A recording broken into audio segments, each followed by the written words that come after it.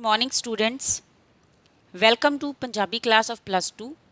Dear students, ਇਹ ਕਹਾਣੀ ਬਰਫ਼ ਦਾ ਦਾਨਵ ਦੀ ਜੋ ਕਿ ਜਸਬੀਰ ਭੁੱਲਰ ਜੀ ਦੇ ਕਲਮ ਦੀ ਰਚਨਾ ਹੈ, ਤੀਸਰੀ ਵੀਡੀਓ ਹੈ। ਇਸ ਵੀਡੀਓ ਵਿੱਚ ਅਸੀਂ ਕਹਾਣੀ ਬਰਫ਼ ਦਾ ਦਾਨਵ ਦੇ ਸਫਾ ਨੰਬਰ 78 ਅਤੇ 79 ਤੱਕ ਰੀਡਿੰਗ ਕਰਾਂਗੇ। ਪਰ ਇਸ ਤੋਂ ਪਹਿਲਾਂ ਅਸੀਂ ਪਹਿਲੀਆਂ ਦੋ ਵੀਡੀਓ ਵਿੱਚ ਕੀਤੇ ਕੰਮ ਨੂੰ ਦੁਹਰਾਵਾਂਗੇ। ਅਸੀਂ ਇਹ ਕਹਾਣੀ ਸਫਾ ਨੰਬਰ 77 ਤੱਕ ਪੜ੍ਹ ਚੁੱਕੇ ਹਾਂ, ਜਿਸ ਤੋਂ ਸਾਨੂੰ ਪ੍ਰਤੱਖ ਹੁੰਦਾ ਹੈ ਕਿ ਇਹ ਕਹਾਣੀ ਸਿਆਚਿਨ ਗਲੇਸ਼ੀਅਰ ਉੱਪਰ ਲੜ ਰਹੇ ਸੈਨਿਕਾਂ ਦੇ ਸਾਹਸ, ਸਿਰੜ ਅਤੇ ਸੰਘਰਸ਼ ਨੂੰ ਬਿਆਨ ਕਰਦੀ ਹੈ। ਇਸ ਕਹਾਣੀ ਦਾ ਮੁੱਖ ਪਾਤਰ ਸੂਬੇਦਾਰ ਪੂਰਨ ਸਿੰਘ ਹੈ। ਕਹਾਣੀ ਦੇ ਆਰੰਭ ਵਿੱਚ ਪ੍ਰਤੱਖ ਹੁੰਦਾ ਹੈ ਕਿ ਸਿਆਚਿਨ ਗਲੇਸ਼ੀਅਰ 'ਤੇ ਝੱਖੜ ਬੜਾ ਮੂਜ਼ੂਰ ਸੀ।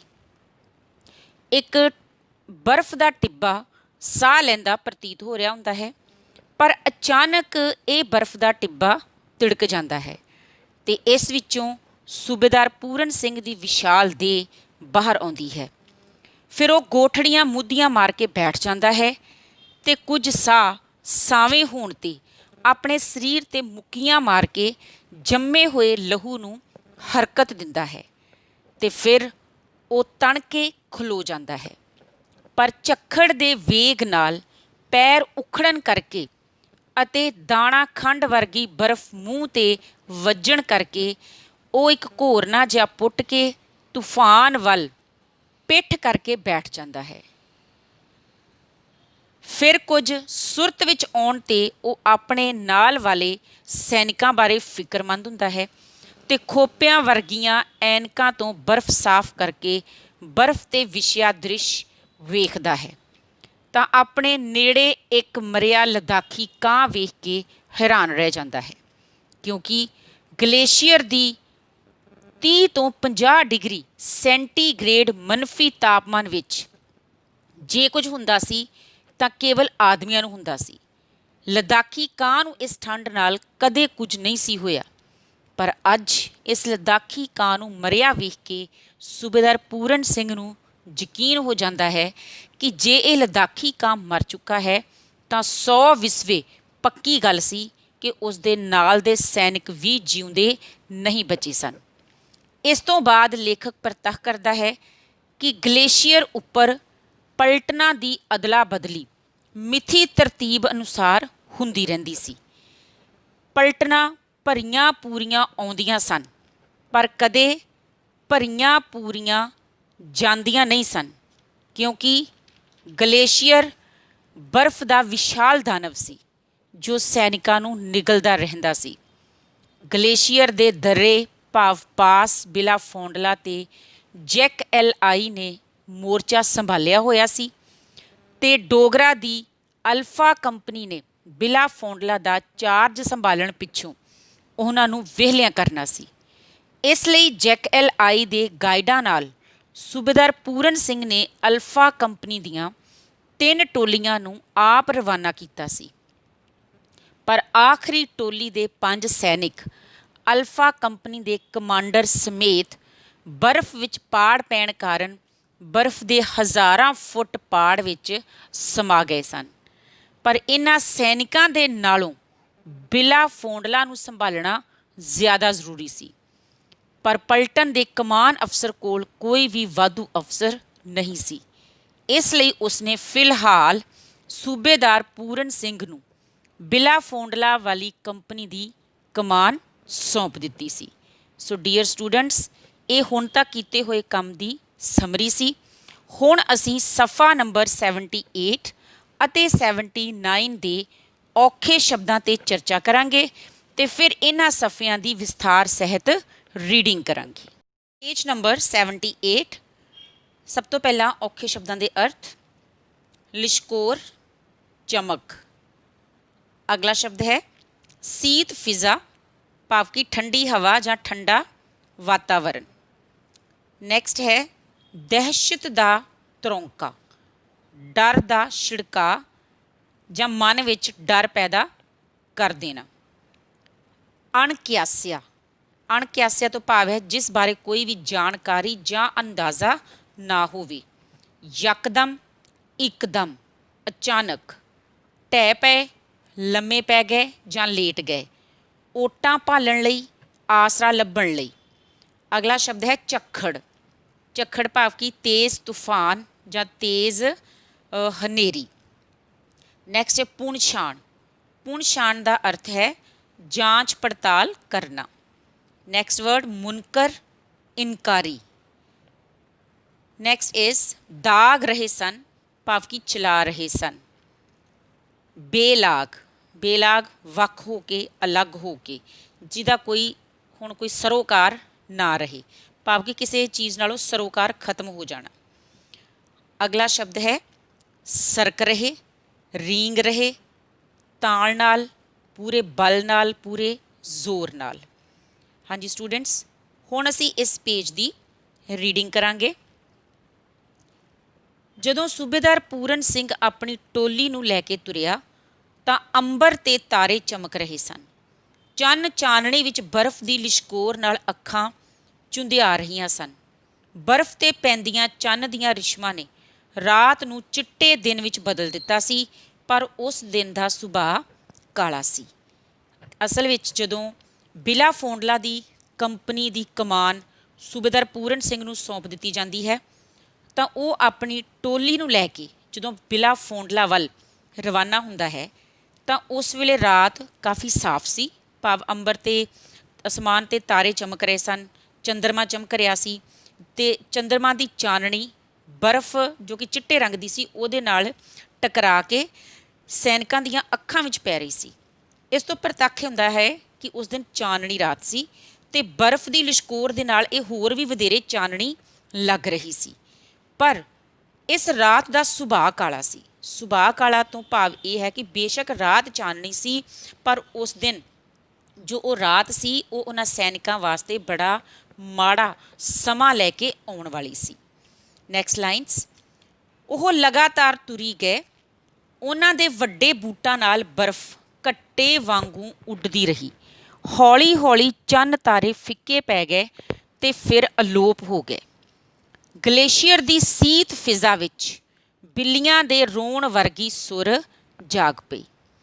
ਇਸ ਤਰ੍ਹਾਂ ਜਦੋਂ ਪੂਰਨ ਸਿੰਘ ਤੇ ਉਸਦੇ ਨਾਲ ਦੇ ਸੈਨਿਕ ਬਿਲਾ ਫੋਂਡਲਾ ਵਾਲੇ ਰਸਤੇ ਵੱਲ ਵੱਧ ਰਹੇ ਸਨ ਤਾਂ ਗਲੇਸ਼ੀਅਰ ਦੇ ਉੱਪਰੋਂ ਜਦੋਂ ਉਹ ਲੰਘ ਰਹੇ ਸਨ ਤਾਂ ਉਹਨਾਂ ਦੇ ਖਾਸ ਤੌਰ ਤੇ ਬਰਫ਼ ਤੇ ਚੱਲਣ ਲਈ ਪਾਏ ਹੋਏ ਬੂਟਾਂ ਦੇ ਨਾਲ ਬਰਫ਼ ਉਹਨਾਂ ਦੇ ਚੱਲਣ ਤੋਂ ਬਾਅਦ ਘੱਟੇ ਭਾਵ ਕਿ ਮਿੱਟੀ ਵਾਂਗ ਉੱਡਦੀ ਹੋਈ ਪ੍ਰਤੀਤ ਹੋ ਰਹੀ ਸੀ ਜਾਂ ਉੱਡ ਰਹੀ ਸੀ। ਜਦੋਂ ਚੱਲੇ ਸਨ ਉਸ ਸਮੇਂ ਮੌਸਮ ਸਾਫ਼ ਸੀ, ਮੌਸਮ ਠੀਕ ਸੀ, ਪਰ ਹੌਲੀ ਹੌਲੀ ਅਸਮਾਨ ਦੇ ਉੱਪਰ ਚੰਦਰਮਾ ਅਤੇ ਤਾਰੇ ਪਹਿਲਾਂ ਮੱਧਮ ਪੈ ਗਏ ਤੇ ਫਿਰ ਬਿਲਕੁਲ ਅਲੋਪ ਹੀ ਹੋ ਗਏ। ਹੁਣ ਇੱਥੇ ਤਾਰਿਆਂ ਤੇ ਚੰਦਰਮਾ ਦਾ ਅਲੋਪ ਹੋਣਾ ਇਹ ਪ੍ਰਤੱਖ ਕਰਦਾ ਹੈ ਕਿ ਅਸਮਾਨ ਦੇ ਉੱਪਰ ਬੱਦਲ ਛਾ ਗਏ ਤੇ ਮੌਸਮ ਵਿਗੜ ਗਿਆ। ਗਲੇਸ਼ੀਅਰ ਦੀ ਜੋ ਠੰਡੀ ਹਵਾ ਸੀ, ਜੋ ਠੰਡਾ ਮੌਸਮ ਸੀ, ਉਸ ਵਾਤਾਵਰਨ ਦੇ ਵਿੱਚ ਹੁਣ ਤੇਜ਼ ਹਵਾ ਚੱਲਣੀ ਸ਼ੁਰੂ ਹੋ ਗਈ ਤੇ ਇਹ ਤੇਜ਼ ਹਵਾ ਉਹਨਾਂ ਬਰਫ਼ ਤੇ ਚੱਲ ਰਹੇ ਸਿਪਾਹੀਆਂ ਨੂੰ ਇੰਜ ਲੱਗ ਰਹੀ ਸੀ ਜਿਵੇਂ ਬਿੱਲੀਆਂ ਦੇ ਰੋਣ ਦੀ ਆਵਾਜ਼ ਹੋਵੇ। ਜਿਸ ਤਰ੍ਹਾਂ ਬਿੱਲੀਆਂ ਦਾ ਰੋਣਾ ਬਦਸ਼ਗਨੀ ਮੰਨਿਆ ਜਾਂਦਾ ਹੈ, ਉਸੇ ਤਰ੍ਹਾਂ ਗਲੇਸ਼ੀਅਰ ਦੇ ਉੱਪਰ ਇਹ ਤੇਜ਼ ਹਵਾ ਦੇ ਚੱਲਣ ਦੀਆਂ ਆਵਾਜ਼ਾਂ ਜੋ ਹੁਣ ਉਹਨਾਂ ਦੇ ਕੰਨਾਂ ਵਿੱਚ ਪੈ ਰਹੀਆਂ ਸਨ, ਇਹ ਇਸ ਗੱਲ ਦਾ ਸੰਕੇਤ ਸਨ ਕਿ ਗਲੇਸ਼ੀਅਰ ਦੇ ਉੱਪਰ ਹੁਣ ਤੂਫਾਨ ਜਾਂ ਝੱਖੜ ਆਉਣ ਵਾਲਾ ਹੈ। ਮੌਸਮ ਵਿਗੜ ਗਿਆ ਸੀ। ਹਾਂਜੀ, ਇਸ ਤੋਂ ਕੀ ਪ੍ਰਤੱਖ ਹੁੰਦਾ ਹੈ ਕਿ ਉਹਨਾਂ ਦੇ ਚੱਲਣ ਸਮੇਂ ਮੌਸਮ ਸਾਫ਼ ਸੀ, ਰਾਤ ਚਾਨਣੀ ਸੀ, ਪਰ ਅਚਾਨਕ ਗਲੇਸ਼ੀਅਰ ਦਾ ਮੌਸਮ ਖਰਾਬ ਹੋ ਗਿਆ ਸੀ। ਇਸ ਤੋਂ ਪਹਿਲਾਂ ਕਿ ਉਹ ਆਉਣ ਵਾਲੇ ਤੂਫਾਨ ਤੋਂ ਬਚਣ ਬਾਰੇ ਸੋਚਦੇ, ਉਹਨਾਂ ਦੇ ਨੇੜੇ ਹੀ ਦੁਸ਼ਮਣ ਦੇ ਤੋਪਖਾਨੇ ਦਾ ਗੋਲਾ ਆ ਡਿੱਗਿਆ। ਬਰਫ਼ ਉਤਾਂਹ ਨੂੰ ਉੱਡੀ ਤੇ ਦਹਿਸ਼ਤ ਦਾ ਤਰੌਂਕਾ ਦੇ ਗਈ। ਇਹ ਅਣਕਿਆਸਿਆ ਹਮਲਾ ਸੀ। ਉਹ ਦੁਸ਼ਮਣ ਦੇ ਤੋਪਖਾਨੇ ਦੀ ਮਾਰ ਹੇਠ ਆ ਗਏ ਸਨ। ਅਜੇ ਸੂਬੇਦਾਰ ਪੂਰਨ ਸਿੰਘ ਤੇ ਉਸਦੇ ਨਾਲ ਦੇ ਸੈਨਿਕ ਗਲੇਸ਼ੀਅਰ ਦੇ ਉੱਪਰ ਆਉਣ ਵਾਲੇ ਇਸ ਬਰਫ਼ ਦੇ ਤੂਫਾਨ ਤੋਂ ਬਚਣ ਬਾਰੇ ਕੁਝ ਸੋਚ ਹੀ ਰਹੇ ਸਨ ਕਿ ਅਚਾਨਕ ਉਹਨਾਂ ਦੇ ਉੱਪਰ ਦੁਸ਼ਮਣ ਦੁਆਰਾ ਦਾਗਿਆ ਤੋਪਖਾਨੇ ਦਾ ਇੱਕ ਗੋਲਾ ਆ ਡਿੱਗਾ ਤੇ ਇਹ ਗੋਲਾ ਡਿੱਗਦਿਆਂ ਸਾਰ ਹੀ ਬਰਫ਼ ਉਤਾਂਹ ਨੂੰ ਉੱਡੀ ਤੇ ਇਸ ਤਰ੍ਹਾਂ ਇਹਨਾਂ ਸਾਰੇ ਸੈਨਿਕਾਂ ਦੇ ਮਨ ਵਿੱਚ ਡਰ ਦਾ ਤਰੌਂਕਾ ਦੇ ਗਈ। ਭਾਵ ਕਿ ਇਹ ਗੋਲਾ ਡਿੱਗਦਿਆਂ ਸਾਰ ਹੀ ਸਾਰੇ ਸੈਨਿਕ ਡਰ ਗਏ। ਕਿਉਂ ਡਰ ਗਏ? ਕਿਉਂਕਿ ਇਸ ਹਮਲੇ ਬਾਰੇ ਉਹਨਾਂ ਨੇ ਕੋਈ ਵੀ ਅੰਦਾਜ਼ਾ ਨਹੀਂ ਲਗਾਇਆ ਹੋਇਆ ਸੀ, ਜਾਂ ਉਹਨਾਂ ਨੂੰ ਕੋਈ ਇਹ ਅੰਦਾਜ਼ਾ ਹੀ ਨਹੀਂ ਸੀ ਕਿ ਉਹਨਾਂ ਦੇ ਉੱਪਰ ਇਸ ਜਗ੍ਹਾ ਤੇ ਇਸ ਸਮੇਂ ਦੁਸ਼ਮਣ ਦਾ ਹਮਲਾ ਹੋ ਸਕਦਾ ਹੈ। ਸੋ ਇਸ ਤਰ੍ਹਾਂ ਇੱਕ ਪਾਸੇ ਤੂਫਾਨ ਦਾ ਡਰ ਤੇ ਦੂਜੇ ਪਾਸੇ ਦੁਸ਼ਮਣ ਦਾ ਅਣਕਿਆਸਿਆ ਹਮਲਾ ਹੋਣ ਕਾਰਨ ਉਹਨਾਂ ਦੇ ਮਨਾਂ ਵਿੱਚ ਦਹਿਸ਼ਤ ਦੀ ਭਾਵਨਾ ਪੈਦਾ ਹੋ ਗਈ ਸੀ, ਕਿਉਂਕਿ ਉਹ ਦੁਸ਼ਮਣ ਦੇ ਤੋਪਖਾਨੇ ਦੀ ਮਾਰ ਹੇਠ ਆ ਗਏ ਸਨ। ਉਹ ਯਕਦਮ ਬਰਫ਼ ਤੇ ਢਹਿ ਪਏ ਤੇ ਓਟਾਂ ਭਾਲਣ ਲਈ ਇੱਧਰ ਉੱਧਰ ਰੀਂਗਣ ਲੱਗੇ। ਛੇਤੀ ਹੀ ਤੋਪਖਾਨੇ ਦੀ ਗੋਲਾਬਾਰੀ ਵਿੱਚ ਨਿੱਕੀਆਂ ਹਥਿਆਰਾਂ ਦੀਆਂ ਆਵਾਜ਼ਾਂ ਵੀ ਸ਼ਾਮਲ ਹੋ ਗਈਆਂ। ਹਾਂਜੀ, ਇਹਨਾਂ ਸਤਰਾਂ ਤੋਂ ਸਪਸ਼ਟ ਹੁੰਦਾ ਹੈ ਕਿ ਜਦੋਂ ਤੋਪਖਾਨੇ ਦਾ ਗੋਲਾ ਉਹਨਾਂ ਦੇ ਉੱਪਰ ਡਿੱਗਾ ਤਾਂ ਉਹ ਸਮਝ ਗਏ ਕਿ ਦੁਸ਼ਮਣ ਵੱਲੋਂ ਹਮਲਾ ਹੋ ਗਿਆ ਹੈ। ਇਸ ਲਈ ਉਹ ਆਪਣੇ ਬਚਾਅ ਦੇ ਲਈ ਅਚਾਨਕ ਇੱਕਦਮ ਬੜੀ ਤੇਜ਼ੀ ਦੇ ਨਾਲ ਬਰਫ਼ ਦੇ ਉੱਪਰ ਲੇਟ ਗਏ ਤੇ ਆਪਣੇ ਬਚਾਅ ਦੇ ਲਈ ਆਸਰੇ ਭਾਲਣ ਲੱਗੇ ਤੇ ਰੀਂਗਦੇ ਹੋਏ ਇੱਧਰ ਉੱਧਰ ਕੋਈ ਲੁਕਣ ਲਈ ਜਗ੍ਹਾ ਲੱਭਣ ਲੱਗੇ। ਤੇ ਹੌਲੀ ਹੌਲੀ ਕੀ ਹੋਇਆ ਕਿ ਪਹਿਲਾਂ ਤਾਂ ਸਿਰਫ ਗੋਲਾਬਾਰੀ ਹੋ ਰਹੀ ਸੀ, ਪਰ ਹੁਣ ਗੋਲਾਬਾਰੀ ਦੇ ਨਾਲ ਨਾਲ ਨਿੱਕੀਆਂ ਹਥਿਆਰਾਂ ਦੀਆਂ ਆਵਾਜ਼ਾਂ ਵੀ ਸ਼ਾਮਲ ਹੋ ਗਈਆਂ ਸਨ, ਜਿਸ ਤੋਂ ਪ੍ਰਤੱਖ ਇਹ ਹੁੰਦਾ ਸੀ ਕਿ ਦੁਸ਼ਮਣ ਉਹਨਾਂ ਵੱਲ ਵੱਧ ਰਿਹਾ ਹੈ। ਤੇਜ਼ ਹਵਾ ਨੇ ਝੱਖੜ ਦਾ ਰੂਪ ਧਾਰ ਲਿਆ। ਤੂਫਾਨ ਦੇ ਵੇਗ ਨਾਲ ਬਰਫ਼ ਉੱਡਣ ਲੱਗ ਪਈ। ਸੂਬੇਦਾਰ ਪੂਰਨ ਸਿੰਘ ਨੇ ਨਜ਼ਰਾਂ ਨਾਲ ਦੁਸ਼ਮਣ ਵਾਲੇ ਪਾਸੇ ਦੀ ਪੁਣ ਛਾਣ ਕਰਨ ਦਾ ਯਤਨ ਕੀਤਾ। ਉਹਨੂੰ ਝੱਖੜ ਦੇ ਬੁਣੇ ਜਾਲੇ ਵਿੱਚ ਧੁੰਦਲੀ ਜਹੀ ਹਰਕਤ ਦਿੱਤੀ। ਸਟੂਡੈਂਟਸ, ਇੱਥੇ ਦਿੱਤੀ ਵਰਡ ਦਿੱਤਾ ਹੈ ਜੋ ਕਿ ਕਲੀਅਰ ਨਹੀਂ ਹੈ। ਇੱਥੇ ਦਿੱਤੀ ਵਰਡ ਨਹੀਂ ਆਏਗਾ, ਇੱਥੇ ਆਏਗਾ ਦਿਸੀ। ਸੋ ਇਹਨਾਂ ਸਤਰਾਂ ਤੋਂ ਕੀ ਸਪਸ਼ਟ ਹੁੰਦਾ ਹੈ ਕਿ ਜੋ ਮੌਸਮ ਗਲੇਸ਼ੀਅਰ ਦਾ ਜੋ ਮੌਸਮ ਵਿਗੜ ਗਿਆ ਸੀ, ਉਸਨੇ ਇੱਕ ਤੇਜ਼ ਤੂਫਾਨ ਦਾ ਰੂਪ ਲੈ ਲਿਆ ਸੀ ਤੇ ਇਸ ਤੂਫਾਨ ਦੇ ਕਾਰਨ ਗਲੇਸ਼ੀਅਰ ਦੇ ਉੱਪਰ ਬਰਫ਼ ਵੀ ਉੱਡਣ ਲੱਗ ਪਈ ਸੀ ਤੇ ਦੂਜੇ ਪਾਸੇ ਦੁਸ਼ਮਣ ਦਾ ਹਮਲਾ ਵੀ ਹੋ ਗਿਆ ਸੀ। ਸੋ ਇਸ ਸਾਰੀ ਸਥਿਤੀ ਵਿੱਚ ਜੋ ਸੂਬੇਦਾਰ ਪੂਰਨ ਸਿੰਘ ਸੀ, ਉਸਨੇ ਕੰਪਨੀ ਦੀ ਕਮਾਨ ਸੰਭਾਲੀ ਹੋਈ ਸੀ। ਇਸ ਲਈ ਉਸਨੇ ਵਿਰੋਧੀ ਦੁਸ਼ਮਣ ਵਾਲੇ ਪਾਸੇ ਤੱਕ ਕੇ ਉਸ ਪਾਸੇ ਦੀ ਜਾਂਚ ਪੜਤਾਲ ਕਰਨ ਦੀ ਕੋਸ਼ਿਸ਼ ਕੀਤੀ, ਪਰ ਉਸ ਦੀ ਕੋਸ਼ਿਸ਼ ਨੂੰ ਝੱਖੜ ਦੇ ਬੁਣੇ ਹੋਏ ਜਾਲ ਨੇ ਅਸਫਲ ਕਰ ਦਿੱਤਾ। ਪਰ ਫਿਰ ਵੀ ਉਸ ਨੂੰ ਇਸ ਤੂਫਾਨ ਦੇ ਵਿੱਚ ਵੀ ਦੁਸ਼ਮਣ ਵੱਲੋਂ ਹੋ ਰਹੀ ਹਰਕਤ ਧੁੰਦਲੀ ਜਿਹੀ ਦਿਖਾਈ ਦੇ ਹੀ ਗਈ। ਠਿਸ ਉਹਦੀ ਸਟੇਨ ਚੱਲਣ ਤੋਂ ਮੁਨਕਰ ਹੋ ਗਈ। ਭਾਵ ਜਦੋਂ ਉਸਨੇ ਦੁਸ਼ਮਣ ਵੱਲੋਂ ਹੁੰਦੀ ਹੋਈ ਹਰਕਤ ਵੇਖੀ ਤਾਂ ਉਸਨੇ ਗੋਲੀ ਚਲਾਉਣ ਦੀ ਕੋਸ਼ਿਸ਼ ਕੀਤੀ, ਪਰ ਉਸ ਦੀ ਸਟੇਨ ਜੋ ਕਿ ਠੰਡ ਦੇ ਕਾਰਨ ਜਾਮ ਹੋ ਗਈ ਸੀ, ਉਸਨੇ ਚੱਲਣ ਤੋਂ ਇਨਕਾਰ ਕਰ ਦਿੱਤਾ। ਮੰਨਫੀ ਤਾਪਮਾਨ ਨੇ ਸਟੇਨ ਦੇ ਪੁਰਜ਼ੇ ਜਾਮ ਕਰ ਦਿੱਤੇ ਸਨ। ਇੱਕ ਵਾਰ ਗੋਲੀ ਚੱਲ ਜਾਂਦੀ ਤਾਂ ਬੈਰਲ ਗਰਮ ਹੋ ਜਾਂਦੀ। ਇਸ ਤੋਂ ਪਿੱਛੋਂ ਤਾਂ ਗੋਲੀਆਂ ਚੱਲਦੀਆਂ ਹੀ ਰਹਿਣੀਆਂ ਸਨ। ਬੈਰਲ ਨੇ ਗਰਮ ਹੀ ਰਹਿਣਾ ਸੀ। ਹੁਣ ਉਹ ਆਪਣੀ ਸਟੇਨ ਲਈ ਨਿੱਘ ਕਿੱਥੋਂ ਲੈ ਕੇ ਆਵੇ। ਉਹਨੇ ਇੱਧਰ ਉੱਧਰ ਵੇਖਿਆ। ਕੁਝ ਜਵਾਨ ਮੋਰਚੇ ਸੰਭਾਲੀ ਗੋਲੀਆਂ ਦਾਗ ਰਹੇ ਸਨ, ਕੁਝ ਆਪਣੇ ਹਥਿਆਰਾਂ 'ਤੇ ਖਿਜੇ ਹੋਏ ਸਨ, ਕੁਝ ਨੇ ਇਹਨਾਂ ਝਗੜਿਆਂ ਤੋਂ ਬੇਲਾਗ ਹੋ ਕੇ ਆਖਰੀ ਹਿਚਕੀ ਲੈ ਲਈ ਸੀ।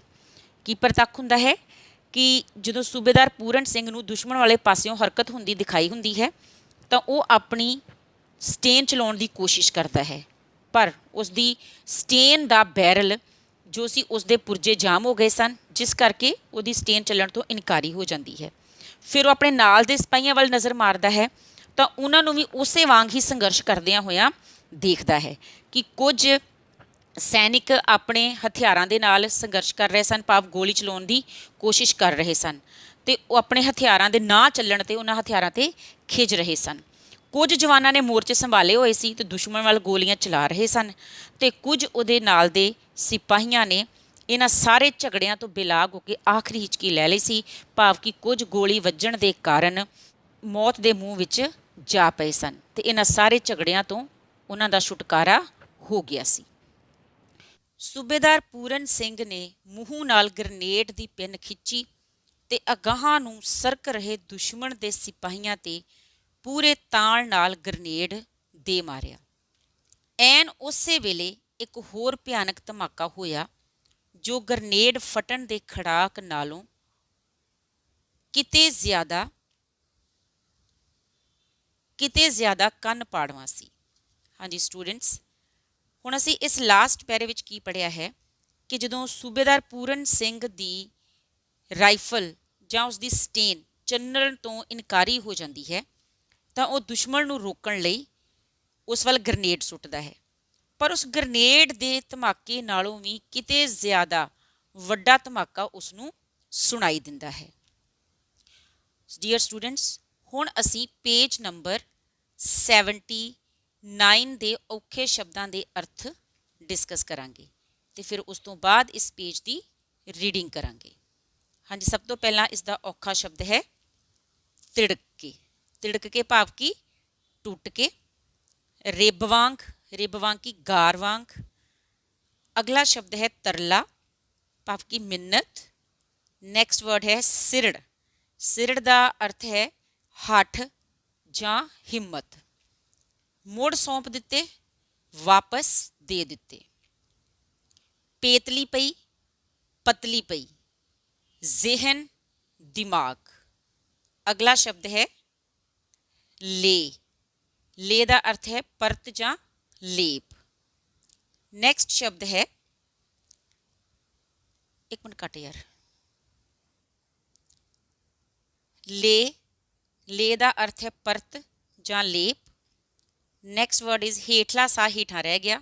ਹੇਠਲਾ ਸਾਹ ਹੇਠਾਂ ਰਹਿ ਜਾਣਾ ਇੱਕ ਮੁਹਾਵਰਾ ਹੈ ਜਿਸ ਦਾ ਅਰਥ ਹੈ ਕਿ ਬਹੁਤ ਘਬਰਾ ਜਾਣਾ ਜਾਂ ਸਹਿਮ ਜਾਣਾ। ਬੇਤਰਤੀਬ। ਬੇਤਰਤੀਬ ਜੋ ਤਰਤੀਬ ਵਿੱਚ ਨਾ ਹੋਵੇ। Now we will read the page number 79।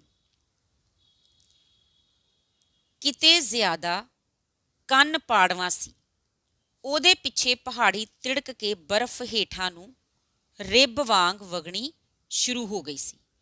ਉਸ ਮੁੜ ਕੇ ਪਿਛਾਂ ਵੇਖਿਆ ਤੇ ਬਚਾਅ ਲਈ ਉੱਥੋਂ ਉੱਠ ਕੇ ਨੱਸਣਾ ਚਾਹਿਆ, ਪਰ ਬਰਫ਼ ਦੀ ਗਾਰ ਜਿਹੀ ਉਹਦੇ ਉੱਤੇ ਦੀ ਅਗਾਹਾਂ ਵਗ ਗਈ। ਅਸਲ ਵਿੱਚ ਕੀ ਹੋਇਆ ਕਿ ਜਦੋਂ ਸੂਬੇਦਾਰ ਪੂਰਨ ਸਿੰਘ ਦੀ ਸਟੇਨ ਦਾ ਬੈਰਲ ਜਾਮ ਹੋਣ ਕਾਰਨ ਸਟੇਨ ਉਸ ਦਾ ਸਾਥ ਨਹੀਂ ਦਿੰਦੀ ਤਾਂ ਉਹ ਅੱਗੇ ਵੱਲ ਸਰਕ ਰਹੇ ਦੁਸ਼ਮਣ ਨੂੰ ਰੋਕਣ ਲਈ ਗ੍ਰਨੇਡ ਸੁੱਟਦਾ ਹੈ, ਪਰ ਗ੍ਰਨੇਡ ਦੇ ਧਮਾਕੇ ਨਾਲੋਂ ਕਿਤੇ ਵੱਡਾ ਧਮਾਕਾ ਉਸਦੇ ਕੰਨਾਂ ਨਾਲ ਟਕਰਾਉਂਦਾ ਹੈ ਜੋ ਕਿ ਬਰਫ਼ ਦੀ ਪਹਾੜੀ ਟੁੱਟਣ ਦਾ ਧਮਾਕਾ ਸੀ। ਅਸਲ ਵਿੱਚ ਜਦੋਂ ਦੋਨਾਂ ਪਾਸਿਆਂ ਵਿੱਚ ਗੋਲਾਬਾਰੀ ਸ਼ੁਰੂ ਹੋ ਜਾਂਦੀ ਹੈ ਤਾਂ ਇਹ ਗੋਲਾਬਾਰੀ ਹੋਣ ਕਾਰਨ ਇਹ ਗੋਲੇ ਜਦੋਂ ਬਰਫ਼ ਦੇ ਪਹਾੜ ਜਾਂ ਬਰਫ਼ ਦੇ ਟਿੱਬਿਆਂ ਤੇ ਟਕਰਾਉਂਦੇ ਹਨ ਤਾਂ ਉਹਨਾਂ ਵਿੱਚੋਂ ਇੱਕ ਬਰਫ਼ ਦੀ ਪਹਾੜੀ ਤਿੜਕ ਕੇ ਸੂਬੇਦਾਰ ਪੂਰਨ ਸਿੰਘ ਤੇ ਉਸਦੇ ਸਾਥੀਆਂ ਵੱਲ ਵਹਿ ਤੁਰਦੀ ਹੈ। ਇਹ ਬਰਫ਼ ਇਸ ਤਰ੍ਹਾਂ ਵਹਿ ਰਹੀ ਸੀ ਜਿਵੇਂ ਕੋਈ ਗਾਰ ਹੋਵੇ। ਜਦੋਂ ਸੂਬੇਦਾਰ ਪਿਛਾਂਹ ਮੁੜ ਕੇ ਵੇਖਦਾ ਹੈ ਤਾਂ ਉਹ ਇਸ ਬਰਫ਼ ਤੋਂ ਬਚਣ ਲਈ ਉੱਠ ਕੇ ਨੱਸਣ ਦੀ ਕੋਸ਼ਿਸ਼ ਕਰਦਾ ਹੈ, ਪਰ ਇਸ ਤੋਂ ਪਹਿਲਾਂ ਕਿ ਉਸ ਕੋਸ਼ਿਸ਼ ਵਿੱਚ ਕਾਮਯਾਬ ਹੁੰਦਾ ਇਹ ਬਰਫ਼ ਦੀ ਗਾਰ ਉਸਦੇ ਉੱਪਰ ਵਿਸ ਜਾਂਦੀ ਹੈ ਤੇ ਉਸਦੇ ਉੱਪਰ ਵਿਸਦੀ ਹੋਈ ਉਸ ਤੋਂ ਵੀ ਅੱਗੇ ਨਿਕਲ ਜਾਂਦੀ ਹੈ। ਨਾਓ ਨੈਕਸਟ ਪੈਰਾ। ਉਹਦੇ ਲਈ ਸਮੁੱਚਾ ਵਾਤਾਵਰਨ ਸ਼ਾਂਤ ਹੋ ਗਿਆ। ਭਾਵ ਕਿ ਜਦੋਂ ਸੂਬੇਦਾਰ ਪੂਰਨ ਸਿੰਘ ਦੇ ਉੱਪਰ ਬਰਫ਼ ਆ ਡਿੱਗਦੀ ਹੈ ਤੇ ਉਹ ਬਰਫ਼ ਦੇ ਹੇਠਾਂ ਨੱਪਿਆ ਜਾਂਦਾ ਹੈ ਤੇ ਫਿਰ ਉਸ ਬਰਫ਼ ਤੋਂ ਬਾਹਰ ਜੋ ਦੋਨਾਂ ਦੇਸ਼ਾਂ ਦੇ ਸੈਨਿਕਾਂ ਵਿਚਕਾਰ ਗੋਲਾਬਾਰੀ ਹੋ ਰਹੀ ਸੀ ਉਸ ਨੂੰ ਸੁਣਨ ਤੋਂ ਅਸਮਰੱਥ ਹੋ ਜਾਂਦਾ ਹੈ ਜਾਂ ਉਸ ਤੋਂ ਉਹ ਬੇਲਾਗ ਹੋ ਜਾਂਦਾ ਹੈ, ਅਲੱਗ ਹੋ ਜਾਂਦਾ ਹੈ ਤੇ ਇਸ ਤਰ੍ਹਾਂ ਉਸ ਨੂੰ ਸਾਰਾ ਵਾਤਾਵਰਨ ਸ਼ਾਂਤ ਹੋਇਆ ਪ੍ਰਤੀਤ ਹੁੰਦਾ ਹੈ। ਦੁਸ਼ਮਣ ਦੀ ਗੋਲੀ ਦਾ ਜਵਾਬ ਉਹ ਗੋਲੀ ਦੇ ਨਾਲ ਦੇ ਸਕਦੇ ਸਨ, ਪਰ ਗਲੇਸ਼ੀਅਰ ਦੀ ਦੁਸ਼ਮਣੀ ਦੇ ਜਵਾਬ ਵਿੱਚ ਉਹਨਾਂ ਕੋਲ ਬਚਾਅ ਦਾ ਬਸ ਤਰਲਾ ਜਿਹਾ ਹੀ ਸੀ। ਇਸ ਦਾ ਭਾਵ ਇਹ ਹੈ ਕਿ ਉਹ ਵਿਰੋਧੀ ਦੁਸ਼ਮਣ ਜੋ ਸੀ ਜਾਂ ਵਿਰੋਧੀ ਦੇਸ਼ ਦੇ ਜੋ ਸੈਨਿਕ ਸਨ ਉਹਨਾਂ ਦਾ ਮੁਕਾਬਲਾ ਗੋਲੀਆਂ ਨਾਲ ਕਰ ਸਕਦੇ ਸਨ, ਪਰ ਗਲੇਸ਼ੀਅਰ ਦੇ ਅੱਗੇ ਉਹ ਬੇਵਸ ਤੇ ਲਾਚਾਰ ਸਨ। ਬਰਫ਼ ਹੇਠ ਦੱਬਿਆ ਉਹ ਅਚੇਤੇ ਹੀ ਜ਼ੋਰ-ਜ਼ੋਰ ਦੀ ਹੱਥ ਪੈਰ ਮਾਰਨ ਲੱਗ ਪਿਆ ਜਿਵੇਂ ਪਾਣੀ ਵਿੱਚ ਤੈਰ ਰਿਹਾ ਹੋਵੇ। ਇਸ ਤਰ੍ਹਾਂ ਕਰਨ ਨਾਲ ਇੰਨਾ ਕੁ ਹੋ ਗਿਆ ਕਿ ਉਹਦੇ ਸਾਹ ਲੈਣ ਜੋਗੀ ਥਾਂ ਬਣੀ ਰਹੀ। ਉਹਦੇ ਸਿਰੜ ਨੇ ਟੁੱਟਣ ਲੱਗੇ ਸਾਹ ਉਹਨੂੰ ਮੁੜ ਸੌਂਪ ਦਿੱਤੇ। ਜਦੋਂ ਸੂਬੇਦਾਰ ਪੂਰਨ ਸਿੰਘ ਬਰਫ਼ ਦੀ ਗਾਰ ਹੇਠ ਦੱਬਿਆ ਜਾਂਦਾ ਹੈ ਤਾਂ ਉਹ ਹਿੰਮਤ ਨਹੀਂ ਹਾਰਦਾ। ਉਹ ਬਰਫ਼ ਹੇਠਾਂ ਦੱਬਿਆ ਹੋਇਆ ਵੀ ਜ਼ੋਰ-ਜ਼ੋਰ ਦੀ ਹੱਥ ਪੈਰ ਮਾਰ ਕੇ ਉਸ ਵਿੱਚੋਂ ਬਾਹਰ ਨਿਕਲਣ ਦਾ ਉਪਰਾਲਾ ਜਾਂ ਕੋਸ਼ਿਸ਼ ਕਰਦਾ ਹੈ ਤੇ ਉਹ ਬਰਫ਼ ਵਿੱਚ ਹੱਥ ਪੈਰ ਇਸ ਤਰ੍ਹਾਂ ਮਾਰ ਰਿਹਾ ਸੀ ਕਿ ਜਿਵੇਂ ਕੋਈ ਪਾਣੀ ਵਿੱਚ ਤੈਰਦਾ ਹੋਇਆ ਹੱਥ ਪੈਰ ਮਾਰਦਾ ਹੈ। ਉਹਦੀ ਇਸ ਹਿੰਮਤ ਦਾ ਨਤੀਜਾ ਇਹ ਨਿਕਲਦਾ ਹੈ ਕਿ ਬਰਫ਼ ਦੇ ਹੇਠਾਂ ਉਹਨੂੰ ਸਾਹ ਲੈਣ ਜੋਗੀ ਥਾਂ ਮਿਲ ਜਾਂਦੀ ਹੈ। ਤੇ ਇਸ ਤਰ੍ਹਾਂ ਉਸਦੇ ਇਸ ਸਿਰੜ ਨੇ, ਉਸਦੀ ਇਸ ਹਿੰਮਤ ਨੇ ਉਹਦੇ ਸਾਹ ਜੋ ਬਰਫ਼ ਹੇਠਾਂ ਦੱਬ ਕੇ ਟੁੱਟਣ ਲੱਗੇ ਸਨ ਉਸ ਨੂੰ ਮੁੜ ਸੌਂਪ ਦਿੱਤੇ, ਭਾਵ ਉਸ ਨੂੰ ਵਾਪਸ ਦੇ ਦਿੱਤੇ। ਬਰਫ਼ ਤੋਂ ਬਾਹਰ ਆ ਕੇ ਉਹ ਕਿੰਨੀ ਦੇਰ ਤੱਕ ਢੇਰੀ ਹੋਇਆ ਉੱਥੇ ਹੀ ਪਿਆ ਰਿਹਾ। ਜਦੋਂ ਜ਼ਿਹਨ ਤੋਂ ਬੇਹੋਸ਼ੀ ਦੀ ਧੁੰਦ ਪੇਤਲੀ ਪਈ ਤਾਂ ਉਹ ਆਪਣੇ ਆਪ ਵੱਲ ਪਰਤਿਆ। ਹਾਂਜੀ ਸਟੂਡੈਂਟਸ, ਇਹ ਪੈਰਾ ਕਹਾਣੀ ਦਾ ਉਹ ਪੜਾਅ ਹੈ ਜਿੱਥੇ ਕਹਾਣੀ ਵਾਪਸ ਕਹਾਣੀ ਦੇ ਆਰੰਭ ਨਾਲ ਜੁੜਦੀ ਹੈ। ਅਸੀਂ ਆਰੰਭ ਵਿੱਚ ਪੜ੍ਹਿਆ ਸੀ ਕਿ ਬਰਫ਼ ਦਾ ਇੱਕ ਟਿੱਬਾ ਸਾਹ ਲੈਂਦਾ ਪ੍ਰਤੀਤ ਹੁੰਦਾ ਹੈ ਤੇ ਉਸ ਵਿੱਚੋਂ ਸੂਬੇਦਾਰ ਪੂਰਨ ਸਿੰਘ ਦੀ ਵਿਸ਼ਾਲ ਦੇਹ ਬਾਹਰ ਆਉਂਦੀ ਹੈ। ਹੁਣ ਇਸ ਪੈਰੇ ਦਾ ਸੰਬੰਧ ਕਹਾਣੀ ਦੇ ਉਸ ਆਰੰਭ ਨਾਲ ਹੀ ਹੈ ਕਿ ਇਸ ਤਰ੍ਹਾਂ ਜਦੋਂ ਪਹਾੜੀ ਟੁੱਟਣ ਦੇ ਨਾਲ, ਬਰਫ਼ ਦੀ ਪਹਾੜੀ ਟੁੱਟਣ ਦੇ ਨਾਲ ਸੂਬੇਦਾਰ ਪੂਰਨ ਸਿੰਘ ਉਹਦੇ ਹੇਠਾਂ ਦੱਬਿਆ ਜਾਂਦਾ ਹੈ ਤੇ ਫਿਰ ਕਿੰਨੀ ਦੇਰ ਜਦੋਂ ਉਹ ਸੰਘਰਸ਼ ਕਰਨ ਤੋਂ ਬਾਅਦ ਉਹ ਬਰਫ਼ ਦਾ ਟਿੱਬਾ ਤਿੜਕਣ ਤੋਂ ਬਾਅਦ ਉਹਦੀ ਵਿਸ਼ਾਲ ਦੇ ਬਾਹਰ ਆਉਂਦੀ ਹੈ ਤਾਂ ਫਿਰ ਉਹ ਕਿੰਨੀ ਦੇਰ ਉੱਥੇ ਢੇਰੀ ਹੋਇਆ ਪਿਆ ਰਹਿੰਦਾ ਹੈ। ਤੇ ਫਿਰ ਜਦੋਂ ਉਹਦੇ ਜ਼ਿਹਨ ਤੋਂ, ਭਾਵ ਉਹਦੇ ਦਿਮਾਗ ਤੋਂ ਬਰਫ਼ ਦੇ ਕਾਰਨ ਜੋ ਉਹਦਾ ਦਿਮਾਗ ਸੁੰਨ ਹੋਇਆ ਸੀ, ਉਹ ਥੋੜ੍ਹਾ ਜਿਹਾ ਦਿਮਾਗ ਦੇ ਵਿੱਚ ਲਹੂ ਦੀ ਹਰਕਤ ਪੈਦਾ ਹੁੰਦੀ ਹੈ ਤੇ ਥੋੜ੍ਹਾ ਹੋਸ਼ ਵਿੱਚ ਆਪਣੇ ਆਪ ਵਿੱਚ ਆਉਂਦਾ ਹੈ ਤੇ ਫਿਰ ਉਹ ਆਪਣੇ ਸਾਥੀਆਂ ਬਾਰੇ ਸੋਚਦਾ ਹੈ। ਉਸ ਵੇਲੇ ਵੀ ਬਰਫ਼ ਪੈ ਰਹੀ ਸੀ। ਕਿਸ ਵੇਲੇ? ਉਸ ਵੇਲੇ ਜਦੋਂ ਸੂਬੇਦਾਰ ਪੂਰਨ ਸਿੰਘ ਬਰਫ਼ ਦੇ ਹੇਠਾਂ ਸੰਘਰਸ਼ ਕਰਕੇ ਉਸ ਤੋਂ ਬਾਹਰ ਆ ਜਾਂਦਾ ਹੈ ਤੇ ਬਾਹਰ ਆ ਕੇ ਵੀ ਉਹ ਦੇਖਦਾ ਹੈ ਕਿ ਅਜੇ ਵੀ ਉਹ ਬਰਫ਼ ਦਾ ਝੱਖੜ ਝੁੱਲ ਰਿਹਾ ਸੀ। ਝੱਖੜ ਦਾ ਜ਼ੋਰ ਵੀ ਘੱਟ ਨਹੀਂ ਸੀ ਹੋਇਆ। ਦੋਹਾਂ ਧਿਰਾਂ ਵੱਲੋਂ ਗੋਲੀਆਂ ਚੱਲਣੀਆਂ ਬੰਦ ਹੋ ਚੁੱਕੀਆਂ ਸਨ, ਪਰ ਤੂਫਾਨ ਦਾ ਰੌਲਾ ਬਹੁਤ ਵੱਧ ਗਿਆ ਸੀ। ਇਸ ਰੌਲੇ ਉੱਤੇ ਹਨੇਰੇ ਦਾ ਲੇ ਚੜਿਆ ਹੋਇਆ ਸੀ। ਸੂਬੇਦਾਰ ਪੂਰਨ ਸਿੰਘ ਬਰਫ਼ ਤੋਂ ਬਾਹਰ ਆ ਕੇ ਕੀ ਵੇਖਦਾ ਹੈ ਕਿ ਦੋਹਾਂ ਪਾਸਿਆਂ ਦੇ ਸੈਨਿਕਾਂ ਵਿੱਚ ਗੋਲਾਬਾਰੀ ਬੰਦ ਹੋ ਚੁੱਕੀ ਸੀ, ਪਰ ਤੂਫਾਨ ਅਤੇ ਝੱਖੜ ਉਵੇਂ ਹੀ ਚੱਲ ਰਿਹਾ ਸੀ ਤੇ ਇਸ ਤੂਫਾਨ ਦਾ ਰੌਲਾ ਪਹਿਲਾਂ ਨਾਲੋਂ ਵੀ ਵੱਧ ਗਿਆ ਸੀ, ਪਰ ਇਸ ਰੌਲੇ ਦੇ ਉੱਤੇ ਹਨੇਰੇ ਦੀ ਪਰਤ ਚੜੀ ਹੋਈ ਸੀ, ਭਾਵ ਕਿ ਜੋ ਇਹ ਝੱਖੜ ਸੀ ਉਹ ਹਨੇਰੇ ਦੇ ਕਾਰਨ ਪੂਰੀ ਤਰ੍ਹਾਂ ਉਹਦੇ ਵਿੱਚ ਕੁਝ ਵੀ ਦਿਖਾਈ ਨਹੀਂ ਦੇ ਰਿਹਾ ਸੀ। ਉਹ ਦਸਤਾਨੇ ਵਾਲੇ ਹੱਥ ਨਾਲ ਇੱਕ ਵਾਰੀ ਫਿਰ ਐਨਕ ਤੋਂ ਬਰਫ਼ ਸਾਫ਼ ਕੀਤੀ ਤੇ ਹੱਥਾਂ ਦਾ ਓਹਲਾ ਕਰਕੇ ਨਿਗਾਹ ਮਰੇ ਹੋਏ ਕਾਂ ਤੋਂ ਅਗਾਹਾਂ ਲੈ ਗਿਆ। ਉਹਦੇ ਹੇਠਲਾ ਸਾਹ ਹੇਠਾਂ ਰਹਿ ਗਿਆ।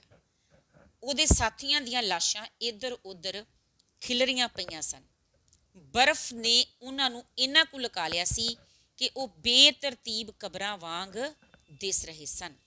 ਕਹਾਣੀ ਫਿਰ ਪਿਛੋਕੜ ਵੱਲ ਜਾਂਦੀ ਹੈ ਕਿ ਜਦੋਂ ਉਹ ਆਪਣੇ ਲਾਗੇ ਮਰੇ ਹੋਏ ਲਦਾਖੀ ਕਾਂ ਨੂੰ ਵੇਖਦਾ ਹੈ ਤਾਂ ਉਹ ਸਮਝ ਜਾਂਦਾ ਹੈ ਕਿ ਇਕੱਲਾ ਕਾਂ ਹੀ ਨਹੀਂ ਮਰਿਆ, ਉਸ ਦੇ ਨਾਲ ਦੇ ਸੈਨਿਕ ਵੀ ਜਿਉਂਦੇ ਨਹੀਂ ਬਚੇ ਹੋਣਗੇ। ਤੇ ਉਹੀ ਗੱਲ ਹੁੰਦੀ ਹੈ ਕਿ ਜਦੋਂ ਉਹ ਆਪਣੇ ਆਲੇ ਦੁਆਲੇ ਨਿਗਾਹ ਮਾਰਦਾ ਹੈ ਤਾਂ ਜੋ ਉਹ ਦ੍ਰਿਸ਼ ਵੇਖਦਾ ਹੈ ਉਹ ਦੇਖ ਕੇ ਉਸਦਾ ਉੱਪਰਲਾ ਸਾਹ ਉੱਪਰ ਤੇ ਹੇਠਲਾ ਹੇਠਾਂ ਰਹਿ ਜਾਂਦਾ ਹੈ, ਭਾਵ ਉਹ ਬਹੁਤ ਘਬਰਾ ਜਾਂਦਾ ਹੈ।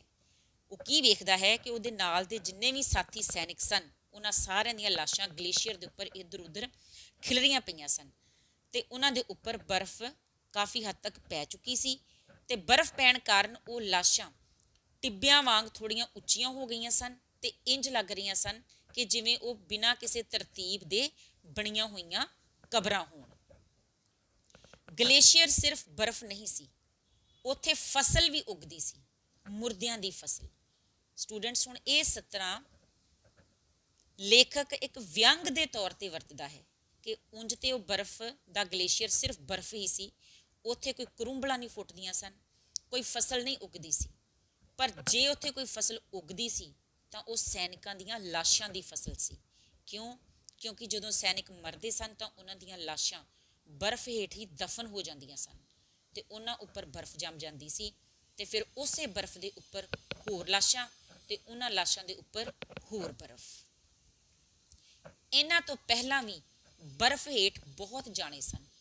ਕੁਝ ਚਿਰ ਨੂੰ ਇਹਨਾਂ ਉੱਤੇ ਵੀ ਬਰਫ਼ ਦੀ ਇੱਕ ਮੋਟੀ ਪਰਤ ਜੰਮ ਜਾਵੇਗੀ, ਉਹ ਬਰਫ਼ ਦਾ ਹਿੱਸਾ ਹੋ ਜਾਣਗੇ। ਇਹਨਾਂ ਤੋਂ ਪਿੱਛੋਂ ਵੀ ਪਤਾ ਨਹੀਂ ਹੋਰ ਕੌਣ ਆਉਣਗੇ। ਲਾਸ਼ਾਂ ਬਰਫ਼ ਦੀ ਰਜ਼ਾਈ ਤਾਣ ਕੇ ਹਮੇਸ਼ਾ ਲਈ ਪਈਆਂ ਰਹਿ ਜਾਣਗੀਆਂ। ਉਹ ਉਹਨਾਂ ਨੂੰ ਏਡੀ ਛੇਤੀ ਨਹੀਂ ਮਰਨ ਦੇਵੇਗਾ। ਸੂਬੇਦਾਰ ਪੂਰਨ ਸਿੰਘ ਕੀ ਮਹਿਸੂਸ ਕਰਦਾ ਹੈ ਜਾਂ ਇੱਥੇ ਲੇਖਕ ਨੇ ਕੀ ਪ੍ਰਤੱਖ ਕੀਤਾ ਹੈ ਕਿ ਇਹ ਗਲੇਸ਼ੀਅਰ ਜੋ ਸੀ ਇਹਦੇ ਉੱਪਰ ਸੈਨਿਕਾਂ ਦੀਆਂ ਲਾਸ਼ਾਂ ਰੂਪੀ ਫਸਲ ਉੱਗਦੀ ਸੀ, ਕਿਉਂਕਿ ਜਦੋਂ ਦੋਹਾਂ ਦੇਸ਼ਾਂ ਦੇ ਸੈਨਿਕ ਆਪਸ ਵਿੱਚ ਲੜਦੇ ਸਨ ਤਾਂ ਉਹਨਾਂ ਦੀਆਂ ਲਾਸ਼ਾਂ ਇਸ ਗਲੇਸ਼ੀਅਰ ਦੇ ਉੱਪਰ ਵਿਛਦੀਆਂ ਸਨ, ਜਿਨ੍ਹਾਂ ਨੂੰ ਬਰਫ਼ ਆਪਣੇ ਕਲਾਵੇ ਵਿੱਚ ਲੈ ਲੈਂਦੀ ਸੀ। ਉਹਨਾਂ ਨੂੰ ਉੱਥੋਂ ਉਹਨਾਂ ਦੀਆਂ ਲਾਸ਼ਾਂ ਨੂੰ ਕੋਈ ਸਮੇਟਦਾ ਨਹੀਂ ਸੀ, ਕੋਈ ਸਾਂਭਦਾ ਨਹੀਂ ਸੀ, ਉਹ ਸਦਾ ਵਾਸਤੇ ਬਰਫ਼ ਦੀਆਂ ਹੀ ਹੋ ਕੇ ਰਹਿ ਜਾਂਦੀਆਂ ਸਨ। ਤੇ ਉਹਨਾਂ ਲਾਸ਼ਾਂ ਦੇ ਉੱਪਰ ਫਿਰ ਤੋਂ ਹੋਰ ਬਰਫ਼ ਜੰਮ ਜਾਂਦੀ ਸੀ ਤੇ ਉਹਨਾਂ ਤੋਂ ਬਾਅਦ ਫਿਰ ਹੋਰ ਸੈਨਿਕ ਜਦੋਂ ਆਪਸ ਵਿੱਚ ਲੜਦੇ ਸਨ ਤਾਂ ਉਹ ਵੀ ਗਲੇਸ਼ੀਅਰ ਦੇ ਉੱਪਰ ਸ਼ਹੀਦ ਹੁੰਦੇ ਸਨ, ਤਾਂ ਫਿਰ ਉਹਨਾਂ ਦੀਆਂ ਲਾਸ਼ਾਂ ਵੀ ਬਰਫ਼ ਦੀ ਰਜ਼ਾਈ ਤਾਣ ਕੇ ਹਮੇਸ਼ਾ ਲਈ ਉੱਥੇ ਹੀ ਪਈਆਂ ਰਹਿ ਜਾਂਦੀਆਂ ਸਨ। ਭਾਵ ਗਲੇਸ਼ੀਅਰ ਦੇ ਉੱਪਰ ਸੈਨਿਕਾਂ ਦੀ ਇਹ ਹੋਣੀ ਸੀ ਕਿ ਮੌਤ ਉਪਰੰਤ ਉਹਨਾਂ ਦੀਆਂ ਦੇਹਾਂ ਨੂੰ ਆਖਰੀ ਰਸਮਾਂ ਵੀ ਨਸੀਬ ਨਹੀਂ ਹੁੰਦੀਆਂ ਸਨ, ਉਹਨਾਂ ਦੀਆਂ ਦੇਹਾਂ ਨੂੰ ਸੰਭਾਲਿਆ ਵੀ ਨਹੀਂ ਜਾਂਦਾ ਸੀ। ਇਹੀ ਸੋਚ ਕੇ ਸੂਬੇਦਾਰ ਪੂਰਨ ਸਿੰਘ ਉਹਨਾਂ ਬਾਰੇ ਸੋਚਦਾ ਹੈ ਕਿ ਉਹ ਆਪਣੇ ਸੈਨਿਕਾਂ ਨੂੰ ਇੰਨੀ ਛੇਤੀ ਨਹੀਂ ਮਰਨ ਦੇਵੇਗਾ। ਸੋ ਡੀਅਰ ਸਟੂਡੈਂਟਸ, ਅੱਜ ਅਸੀਂ ਪੇਜ ਨੰਬਰ 78 ਤੇ 79 ਦੀ ਰੀਡਿੰਗ ਕੀਤੀ ਹੈ। ਮੈਨੂੰ ਉਮੀਦ ਹੈ ਕਿ ਤੁਸੀਂ ਇਹਨਾਂ ਦੋਨਾਂ ਸਫ਼ਿਆਂ ਨੂੰ ਥੋਰੋਲੀ ਰਿਵਾਈਜ਼ ਕਰੋਗੇ। ਅਗਲੀ ਵੀਡੀਓ ਦੇ ਵਿੱਚ ਅਸੀਂ ਨੈਕਸਟ ਪੇਜਸ ਦੀ ਰੀਡਿੰਗ ਕਰਾਂਗੇ। Till then